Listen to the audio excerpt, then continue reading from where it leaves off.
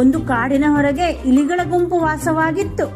ಅಲ್ಲೇ ಸ್ವಲ್ಪ ದೂರದಲ್ಲಿದ್ದ ಕೆರೆಗೆ ಆನೆಗಳ ಹಿಂಡು ಪ್ರತಿನಿತ್ಯ ನೀರು ಕುಡಿಯಲು ಬರುತ್ತಿದ್ದವು. ಇಲಿಗಳು ವಾಸಿಸುತ್ತಿರುವ ಸ್ಥಳ ಕೆರೆಗೆ ಹೋಗುವ ದಾರಿಯಲ್ಲಿಯೇ ಇದ್ದಿದ್ದರಿಂದ ಆನೆಗಳು ಕೆರೆಗೆ ಹೋಗುತ್ತಿದ್ದಾಗ ಅವರಿಗೆ ಅರಿವಿಲ್ಲದೆಯೇ ಪ್ರತಿನಿತ್ಯವೂ ಒಂದಿಲ್ಲೊಂದು ಇಲಿಯನ್ನು ತುಳಿಯುತ್ತಿದ್ದವು. ಪ್ರತಿನಿತ್ಯವೂ ಹೀಗೇ ನಡೆಯುತ್ತಿದ್ದುದರಿಂದ ಇಲಿಗಳ ರಾಜ ಒಂದು ದಿನ ಆನೆಗಳನ್ನು ಭೇಟಿ ಮಾಡಿ ಆನೆಗಳಲ್ಲಿ ಹೀಗೆಂದು ವಿನಂತಿಸಿದ. ಆನೆಗಳೇ, ನೀವು ಪ್ರತಿನಿತ್ಯವೂ ಕೆರೆಗೆ ಸಂಚರಿಸುವಾಗ ಅನೇಕ ಇಲಿಗಳು ನಿಮ್ಮ ಕಾಲಿನಡಿಯಲ್ಲಿ ಸಿಲುಕಿ ತಮ್ಮ ಪ್ರಾಣವನ್ನು ಕಳೆದುಕೊಳ್ಳುತ್ತಿವೆ. ಹಾಗಾಗಿ ದಯವಿಟ್ಟು ನೀವು ನಿಮ್ಮ ಮಾರ್ಗವನ್ನು ಬದಲಾಯಿಸಿದರೆ ನಾವು ನಿಮಗೆ ಕೃತಜ್ಞರಾಗಿರುತ್ತೇವೆ ಹಾಗೂ ನಿಮಗೆ ಅಗತ್ಯವಿದ್ದಾಗ ನಾವು ಉಪಕಾರವನ್ನು ಮಾಡುತ್ತೇವೆ. ನಾವು ಆನೆಗಳು, ನೀವು ನಮಗೆ ಯಾವ ರೀತಿಯ ಸಹಾಯ ಮಾಡುತ್ತೀರಿ? ಇರಲಿ, ನಾವು ಇನ್ನು ಮುಂದೆ ಬೇರೆ ದಾರಿಯಲ್ಲಿ ನೀರು ಕುಡಿಯುವುದಕ್ಕೆ ಹೋಗುತ್ತೇವೆ. ಒಂದು ದಿನ ಆನೆಗಳು ಬೇಟೆಗಾರರು ಹಾಕಿದ ಬಲೆಯಲ್ಲಿ ಸಿಲುಕಿಕೊಂಡವು. ತಪ್ಪಿಸಿಕೊಳ್ಳಲು ಪ್ರಯತ್ನಿಸಿ ಸೋತು ಹೋದವು. ಆನೆಗಳು ಬಲೆಯಲ್ಲಿ ಸಿಲುಕಿದ ತಕ್ಷಣ ಇಲಿಗಳು ಅಲ್ಲಿಗೆ ಬಂದು ಕೂಡಲೇ ತಮ್ಮ ಹಲ್ಲುಗಳಿಂದ ಬಲೆಯನ್ನು ಕತ್ತರಿಸಿ ಎಲ್ಲ ಆನೆಗಳು ತಪ್ಪಿಸಿಕೊಳ್ಳಲು ಸಹಾಯ ಮಾಡಿದವು. ಮಕ್ಕಳೇ, ಕಷ್ಟದ ಸಂದರ್ಭದಲ್ಲಿ ಒಂದು ಸಣ್ಣ ವಸ್ತುವು ಕೂಡ ಸಹಾಯಕ್ಕೆ ಬರುತ್ತದೆ.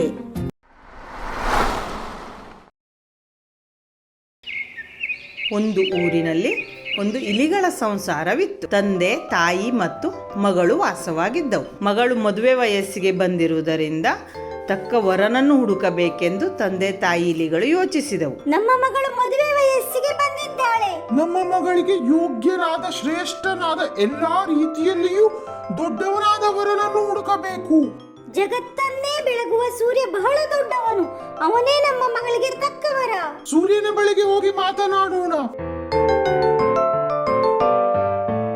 ಸೂರ್ಯನ ಬಳಿಗೆ ಇಲಿಗಳು ಹೋದವು. ಮದುವೆ ವಿಚಾರವನ್ನು ತಿಳಿಸಿದವು. ಸೂರ್ಯ, ನೀನು ಜಗತ್ತಿನಲ್ಲಿ ಎಲ್ಲಾ ರೀತಿಯಲ್ಲಿಯೂ ಬಹಳ ದೊಡ್ಡವನು. ಹಾಗಾಗಿ ನೀನು ನಮ್ಮ ಮಗಳನ್ನು ಮದುವೆ ಆಗ್ತೀಯಾ? ಈ ವಿಚಾರವನ್ನು ಕೇಳಿದ ಸೂರ್ಯ, ನನಗಿಂತಲೂ ದೊಡ್ಡವನು ಇನ್ನೊಬ್ಬನಿದ್ದಾನೆ, ನೀವು ಅವನನ್ನು ಕೇಳಿ. ನಿಮಗಿಂತಲೂ ದೊಡ್ಡವನು? ಅವನಾರು? ಮೂಢ, ಅವನು ನನಗಿಂತಲೂ ದೊಡ್ಡವನು.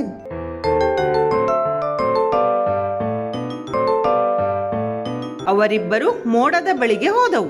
ಮೂಢ, ನೀನು ಸೂರ್ಯನಿಗಿಂತಲೂ ದೊಡ್ಡವನೆಂದು ಸೂರ್ಯ ಹೇಳಿದ್ದಾನೆ. ನೀನು ನನ್ನ ಮಗಳನ್ನು ಮದುವೆ ಆಗ್ತೀಯಾ? ಇಲ್ಲ ಇಲ್ಲ, ನನಗಿಂತ ದೊಡ್ಡವನು ಬೆಟ್ಟದ ರಾಜನಿದ್ದಾನೆ, ಅವನಲ್ಲಿ ಹೋಗಿ ಕೇಳಿ. ಓಹೋ, ಹೌದಾ? ನಾವು ಪರ್ವತರಾಜನಿರುವಲ್ಲಿಗೆ ಹೋಗುತ್ತೇವೆ.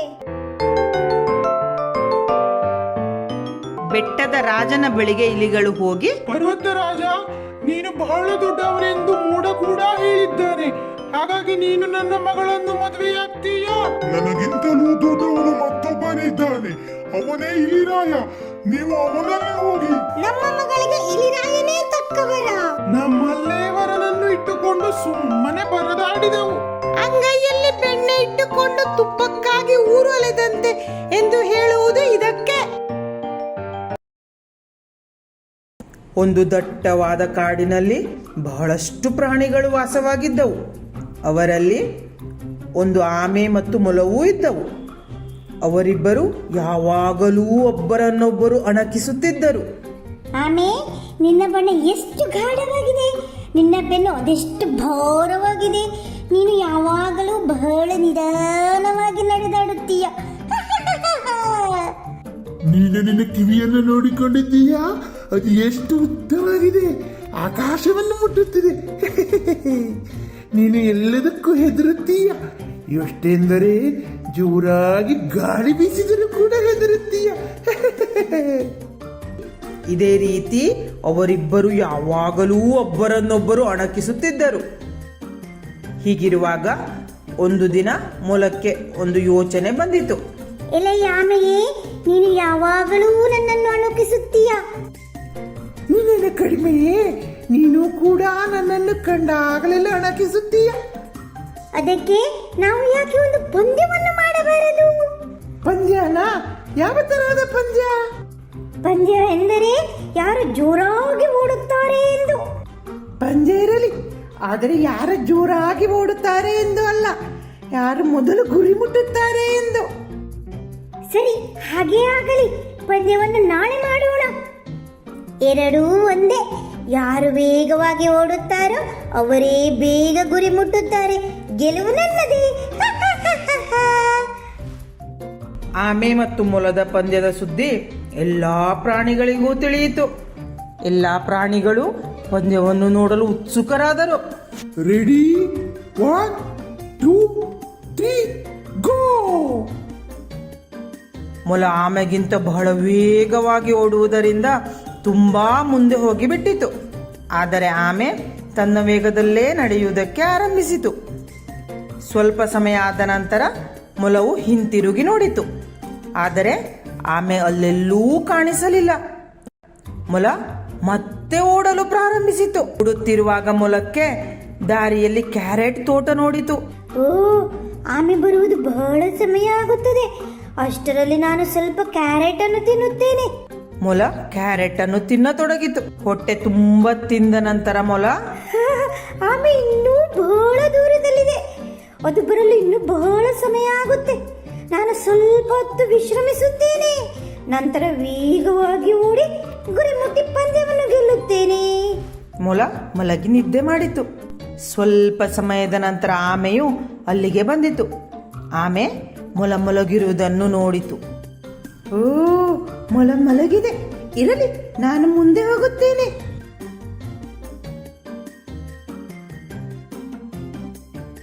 ಆಮೆ ಇನ್ನೇನು ಗುರಿಯ ಸಮೀಪ ಬಂದಿತು ಎನ್ನುವಷ್ಟರಲ್ಲಿ ಮೊಲಕ್ಕೆ ಎಚ್ಚರ ಆಯಿತು. ಆಮೆ ಇನ್ನೂ ಹಿಂದೆಯೇ ಇದೆ. ನಾನು ಬೇಗ ಗುರಿ ಮುಟ್ಟುತ್ತೇನೆ.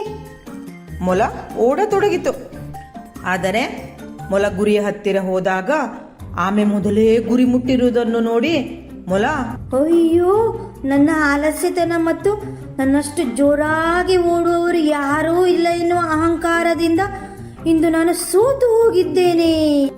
ಆಮೆ, ಇನ್ನೆಂದೂ ನಾನು ಅಹಂಕಾರ ಪಡುವುದಿಲ್ಲ ಮತ್ತು ಆಲಸ್ಯತನವನ್ನು ಮಾಡುವುದಿಲ್ಲ. ಇರಲಿ ಬಿಡು, ಇನ್ನು ಮುಂದೆ ನಾವಿಬ್ಬರು ಒಳ್ಳೆಯ ಸ್ನೇಹಿತರಾಗೋಣ. ಸರಿ, ಹಾಗೇ ಆಗಲಿ. ನರಿ ಮತ್ತು ಕೊಕ್ಕರೆ. ಒಂದು ಕಾಡಿನಲ್ಲಿ ನರಿ ಮತ್ತು ಕೊಕ್ಕರೆಗಳು ಇದ್ದವು. ಅವರಷ್ಟಕ್ಕೆ ಅವು ಸಂತೋಷದಿಂದ ವಾಸವಾಗಿದ್ದವು. ಆದರೆ ನರಿಗೆ ಇನ್ನೊಬ್ಬರಿಗೆ ತೊಂದರೆ ಕೊಟ್ಟು ಅದರಿಂದ ಸಂತೋಷ ಪಡುವಂತಹ ಒಂದು ಕೆಟ್ಟ ಬುದ್ಧಿ ಇದ್ದಿತ್ತು. ಒಂದು ದಿನ ನರಿ ಕೊಕ್ಕರೆ ಮನೆಗೆ ಬಂದು, ಏ ಕೊಕ್ಕರೆ, ನೀನು ಹೇಗಿದ್ದೀಯಾ? ನಾನು ಚೆನ್ನಾಗಿದ್ದೀನಿ. ನಾನು ಇಲ್ಲಿಗೆ ಬಂದಿದ್ದು ನಿನ್ನನ್ನು ನನ್ನ ಮನೆಗೆ ಊಟಕ್ಕೆ ಆಹ್ವಾನಿಸುವುದಕ್ಕೆ. ಬಹಳ ಸಂತೋಷ. ಇಲ್ಲಿಯವರೆಗೆ ನನ್ನನ್ನು ಯಾರೂ ಊಟಕ್ಕೆ ಕರೆದಿರಲಿಲ್ಲ. ಇವತ್ತು ಏನು ವಿಶೇಷ? ಇವತ್ತು ನನ್ನ ಹುಟ್ಟಿದ ಹಬ್ಬ. ನನ್ನ ಸಂಬಂಧಿಕರು ಕೂಡ ಬರ್ತಿದ್ದಾರೆ. ನೀನು ಬರ್ತೀಯಾ ತಾನೇ? ದಯವಿಟ್ಟು ಬಾ, ನಾನು ರುಚಿಯಾದ ಅಡಿಗೆಯನ್ನು ಮಾಡ್ತೀನಿ. ಹೌದಾ? ಬಹಳ ಸಂತೋಷ. ನಾನು ಮುದ್ದಾಂ ಬರ್ತೀನಿ. ನರಿ ಹುಟ್ಟಿದ ಹಬ್ಬಕ್ಕೆ ನನ್ನನ್ನು ಕರೆದಿದೆ. ನಾನೀಗಲೇ ಸಿದ್ಧರಾಗಿ ಹೊರಡಬೇಕು. ನಮಸ್ಕಾರ ನರಿ, ಹುಟ್ಟುಹಬ್ಬದ ಶುಭಾಶಯಗಳು.